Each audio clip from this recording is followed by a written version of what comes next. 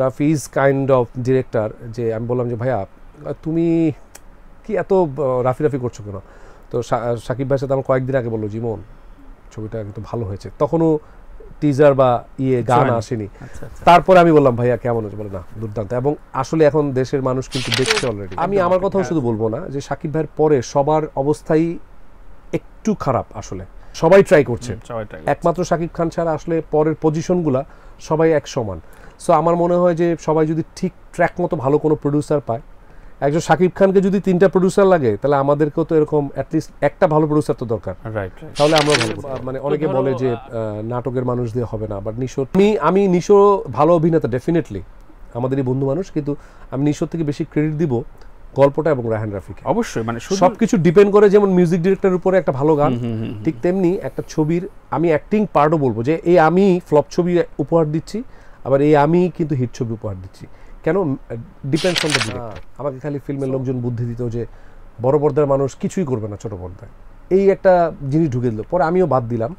কিন্তু আজকে মানে ফিল্মে যেটা দেখছি ডিরেক্টররা নাটকের আর্টিস্টদেরকে বেশি প্রায়োরিটি দিচ্ছে।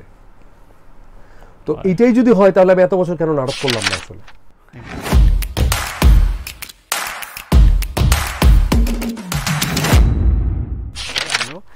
তো তুফান নিয়ে প্রেডিকশন বলো, তুফানের এই যে হাইপ যেটা তৈরি হয়েছে এবং গান বলো টিজার বলো সবই একদম ট্রেন্ডিংয়ে আছে, তো তুফান মুভিটা নিয়ে তোমার প্রেডিকশনটা কি, কেমন হতে পারে?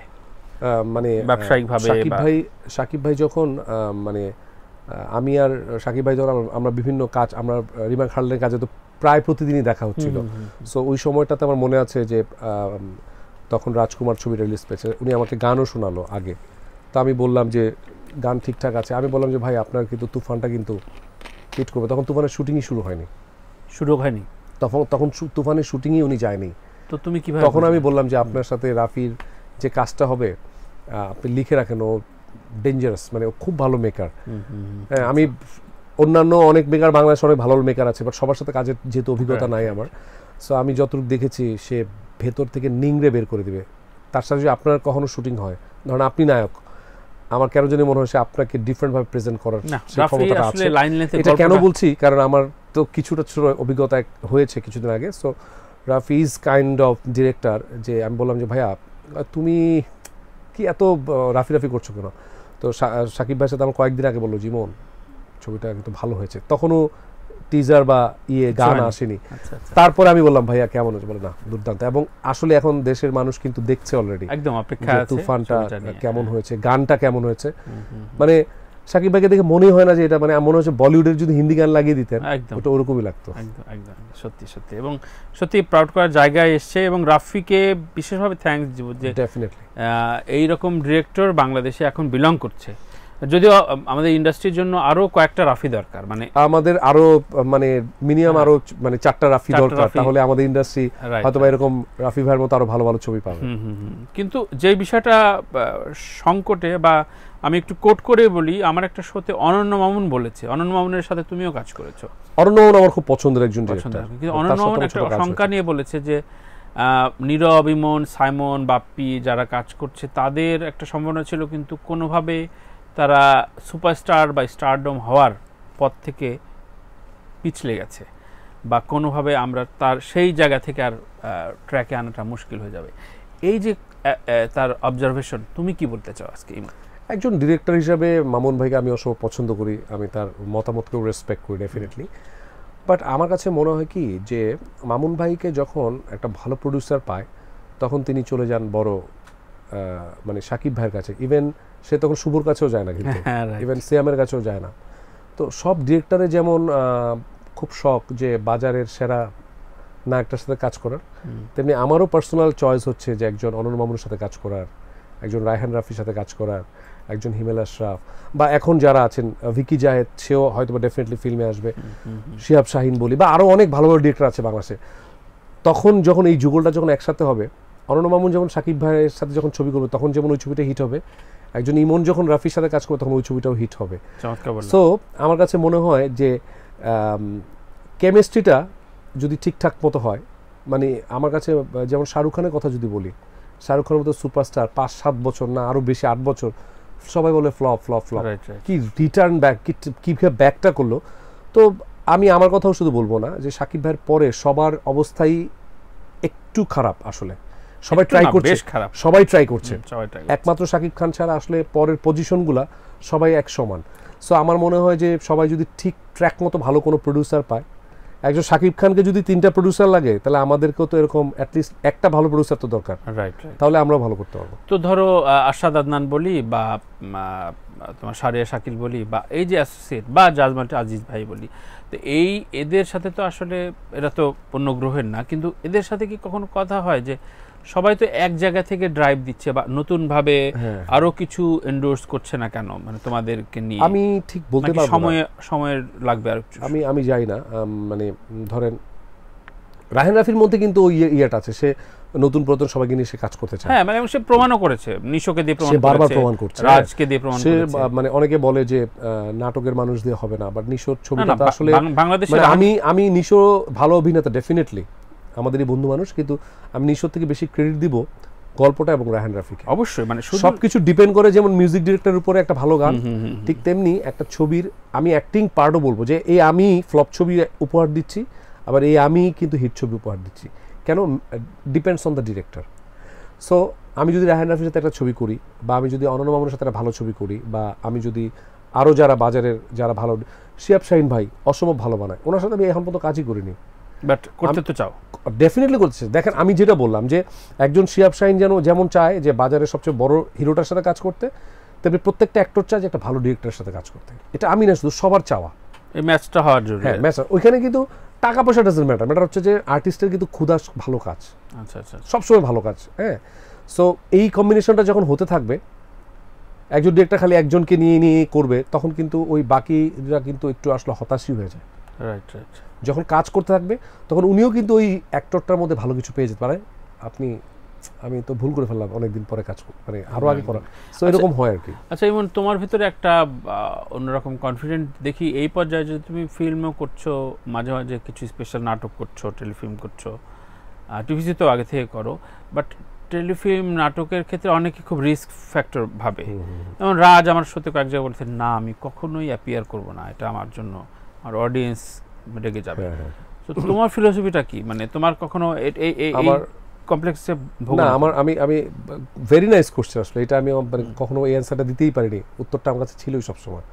দেখেন আমি যখন মিডিয়াতে আমি স্টার্ট করি, তখন আমি কিন্তু যে প্রথম ছবি আমার দারুচিনি, তারপর আমি কন্টিনিউ কিন্তু ফিল্ম করেছি এবং ফিল্মের বেশ ভালো ভালো ফিল্ম করেছি। তো তখন আমাকে কেউ নাটকের কথা বলে আমি কখনো নাটক করতাম না, একদমই করতাম না। ইভেন ওই বিজ্ঞাপনও বাদ দিয়ে দিচ্ছিলাম, না বড় পর্দার মানুষ কিছু করতাম না। কিছুদিন করার পরে আমি যখন করতে করতে করতে যখন অফ করে দিলাম, বাংলা লিঙ্কের মতো এত ভালো বিজ্ঞাপনের পরেও কিন্তু আমি অনেকদিন বিজ্ঞাপনও না, আমাকে খালি ফিল্মের লোকজন বুদ্ধি দিত যে বড় পর্দার মানুষ কিছুই করবে না ছোট পর্দায়, এই একটা জিনিস ঢুকে দিল। পরে আমিও বাদ দিলাম। কিন্তু আজকে মানে ফিল্মে যেটা দেখছি, ডিরেক্টররা নাটকের আর্টিস্টদেরকে বেশি প্রায়োরিটি দিচ্ছে। তো এইটাই যদি হয় তাহলে আমি এত বছর কেন নাটক করলাম না আসলে? একদম। আচ্ছা, তাহলে আমি এত বছর কি ভুলটা করলাম? তাহলে অপূর্ব বা নিশো যেই হারে নাটক করেছে, সিয়ামও তো নাটক থেকে, সিয়ামও নাটক করেছে, আমিও নাটক করেছি, কিন্তু অল্প কিছুদিন করেই ফিল্মে চলেছি। তাহলে নিশো যেই পরিমাণ নাটক করেছে, 500-র উপর হবে ওর নাটক।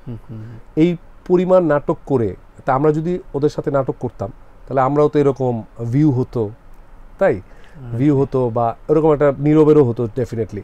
সো আমরা কী করছি, ফিল্মের জন্য ডেডিকেশন দিয়ে কাজ করছি, অন্য কিছু করা যাবে না, শুধু ফিল্মই করছি। তখন এসে দেখলাম যে কি ব্যাপার, যে কোশ্চেনটা ভুল ছিল বলছো। আমার কাছে মনে হচ্ছে অভিনয় করাটা হচ্ছে সবচেয়ে ইম্পর্টেন্ট। একটা ভালো নাটক, এখন কিন্তু অনেক ভালো ভালো নাটক হচ্ছে, ভালো যদিও আমার ওরকম নাটক করা হয় না, গত 1.5-2 বছরের মধ্যে খুব ভালো নাটক করা হয়নি, কিন্তু ফিল্মই করা হচ্ছে। কিন্তু আমার কাছে মনে হচ্ছে যে অভিনয়টা আপনি কোথায় করছেন, ওটিটি প্ল্যাটফর্ম বলেন, বা নাটকে যদি ভালো প্রজেক্ট হয়, বা ফিল্মে ভালো, মানুষ আসলে অভিনয়টা দেখে। আমি একটা এক্সাম্পল দিই, ধরেন ভিকি জায়েদ নামে একটা ডিরেক্টর আছেন, ওনার কিছু কাজ দেখলাম, আমার কাছে কিন্তু দুর্দান্ত লেগেছে। তো এটা তো একটা নাটক। তারপরে যে বড় ছেলে বানালো মিজানুর রহমান আরিয়ান, এটাও তো একটা নাটক। বাট আপনি দেখেছেন দর্শক সারা মানে ওয়ার্ল্ড ওয়াইড বাঙালিরা পছন্দ করছে। আবার একটা বড় ফিল্মও কিন্তু শুধু হলে যখন রিলিজ পাচ্ছে ওটাও কেউ দেখছে না। সো আমার কথা হচ্ছে যে ভালো কন্টেন্ট এবং ভালো অভিনয়টা হচ্ছে ইম্পর্টেন্ট। রাইট। সো একই সাথে প্রোডিউসারদের যেমন তুমি চাও, প্রোডিউসারদেরও তোমাদের চাওয়াটা খুব ডেফিনেটলি জরুরি। তোমার এখন এফডিসি ঘরানার যাতায়াত বা ডিরেক্টরদের সাথে যাতায়াত নাকি কমে গেছে, এরকম অনেকে বলে যে ইমনকে এখন অন্য এরিনাতে বেশি পাওয়া যায়। সেটা কি ব্যবসায়িক সূত্রে অনেক? না না না, আমার সাথে অনেক টাকা কামাচ্ছ বেশি। আমি অনেক হার্ড ওয়ার্ক করি, অনেক বেশি পরিশ্রম করি। আমি পরিশ্রম করতে ভীষণ পছন্দ করি। বেশি পরিশ্রম করলে আপনার মাথার মধ্যে উল্টাপাল্টা চিন্তা আসবে না, 1 নাম্বার। 2 নাম্বার হচ্ছে যে এটা একটা ওয়ান কাইন্ড অফ কার্ডিও। আসলে যত বেশি পরিশ্রম করবেন কার্ডিও হয়ে যাচ্ছে। আজকেও আমি এফডিসি গিয়েছিলাম, এফডিসিতে আমি মিটিংয়ে গিয়েছিলাম, বিকজ অফ আমি যেহেতু এবার নির্বাচনে আমি জয়লাভ করেছি, সো আমি আজকে মিটিংয়েও গিয়েছিলাম। মিটিং সবকিছুই সামলাচ্ছি। সো মিটিং শেষ করে, মিটিংয়ে আগে যদি 8 ঘন্টা থাকতাম, এখন হয়তো 2 ঘন্টা 2.5 ঘন্টা থেকে মিটিংটা প্রপারলি করে আমি আবার একটু আমার অফিসে গিয়েছিলাম। অফিসে আমার টুকটাক কিছু কাজ আছে, সেটা শেষ করে আমি আমার এক ফ্রেন্ডের একটা দাওয়াতে গিয়েছিলাম, সেটা শেষ করে আবার এখানে এসেছি। সো আমি সব জায়গাতেই আসলে মানে টাইম ম্যানেজমেন্ট এই জিনিসটা কোত্থেকে শিখেছি, এই জিনিসটা আমি সাকিব আল হাসানের সাথে কয়েকদিন প্রোগ্রাম করে মনে হলো যে আসলে মানে শরীর খারাপ, ব্যথা এগুলো কোনো ফ্যাক্ট না, পরিশ্রম করে দৌড়াতে হবে আসলে। বাহ, ফাইন। সিনেমায় গ্র্যাজুয়ালি সবার যেমন কর্পোরেট ইন্ডাস্ট্রি বা চাকরি জীবনে বেতন বাড়ে, সিনেমায় গ্র্যাজুয়ালি একটা হিট, সেমি হিট দেওয়ার পর পরেরটা আবার একটু হাঁকিয়ে বসে। তো হাঁকাহাঁকির ক্ষেত্রে আমরা কখনো নীরব ইমনদের বা তোমাকে কখনো শুনিনি। খুবই কমফোর্টলি প্রত্যেকটা পরিচালক তোমার প্রতি খুবই প্লিজ ছিল, সেটা ছবিটা হিট হোক ফ্লপ হোক যাই হোক। তো কিন্তু কিছু কিছু জায়গায় তোমাদের জুনিয়র ব্যাচের, সেটা গুঞ্জন হতে পারে, ওরা সবাই বলছে গুঞ্জন, কিন্তু সিয়াম, শরীফুল রাজ এদের থেকে এলিগেশন আসে যে অনেক টাকা সে মানে চেয়ে বসে, এবং অনেক প্রডিউসারও আমার শোতে বলেছেন।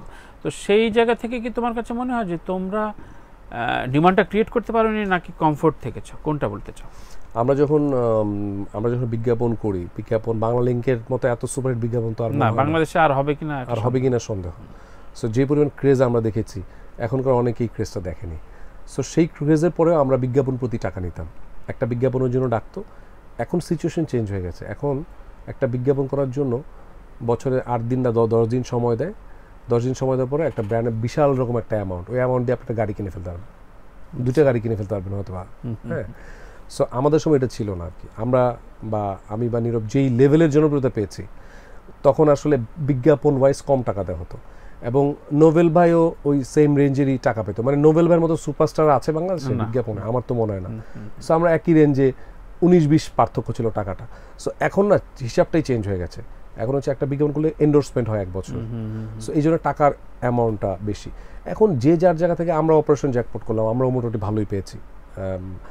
কিন্তু কাহিনী হচ্ছে যে আমরা আসলে ভালো কাজ করতে চাই, এই কারণে ডিরেক্টরদের সাথে আমরা কখনো ছাড়ও দিই। ঠিক আছে, আমি এত নিচ্ছি, ঠিক আছে আপনি, মানে সেটা নেহাত কমও না, ভালোই, কিন্তু মানে আমরা সাপোর্ট দিই আর কি, মানে প্রোডাকশনের জন্য সাপোর্ট দেই। সেটা এখন পর্যন্ত যারা আমাদের সাথে কাজ করেছে তারা সবাই হয়তোবা বলেছে। কিন্তু ওই যে বললাম যে আসলে ছাড় দিয়েছি ঠিক আছে, কিন্তু আসলে বড় বড় যে ছবিগুলো আছে, যখন একটা চরকি একসাথে হয়ে যাবে আমাদের সাথে, যখন একটা শাহরিয়ার শাকিল হয়ে যাবে, একটা SVF যখন কম্বিনেশন, যখন একটা ছবি বানাবে, আমরা আসলে ওয়েটিং ফর দ্যাট।